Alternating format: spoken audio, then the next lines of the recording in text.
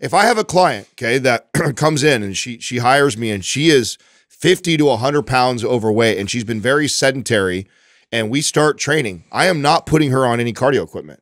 I am strength training her. I might ask her to walk. I might say, hey, let's pick up a 20-minute walk. You want her to be more active. Right. I want to encourage more activity and I might program that. But I am not programming, 30 minutes, an hour of any sort of cardiovascular. I'm not programming HIIT either. I'm not doing any sort of explosive. The risk that's the other part of it. The risk goes at that point, I am solely focused on building a faster metabolism. And the fastest route towards that is the advice that we gave in that episode. Right. Yeah. And so, yes, I still stand by that philosophy. Now, the ultimate goal is to get her metabolism up, me drop down 25 or 30 towards her goal, start to introduce some forms of cardio, get this client way more active, get her better cardio endurance, but not right now. Right now, if I'm looking the fastest way to get her to her goal, it is not by including cardiovascular endurance training yet. Yes. Not yet. Think of it this way. Think of exercise as a way to get your body to adapt fitness-wise, and then think of diet as the way you get lean, okay? Think of it that way.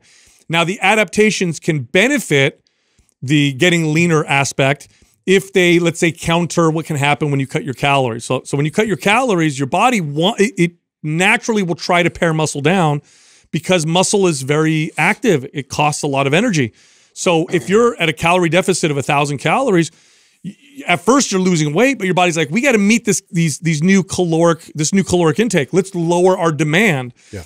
The way to offset that is to do a form of exercise that strongly says get strong and build muscle. That's strength training. So this is why strength training is the best quote unquote fat burning form of exercise, because it results in pure fat loss more often than other forms of exercise. But again, I want to say this, like, we're trainers, okay? We utilized all forms of exercise for our clients. Yeah. And when you're a good coach or trainer, you have all different forms of exercise.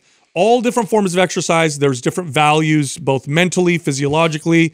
There's strength, there's endurance, there's stamina, there's mobility, there's flexibility. Then you also have to consider the person you're working with their psychology. What do they enjoy?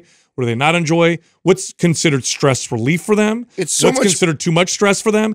And then what you do is when you design the routine, you use all these pieces like an engineer or like you're a baker or a cook, and you add the right ingredients to help them get to their goal the fastest or in the most effective way.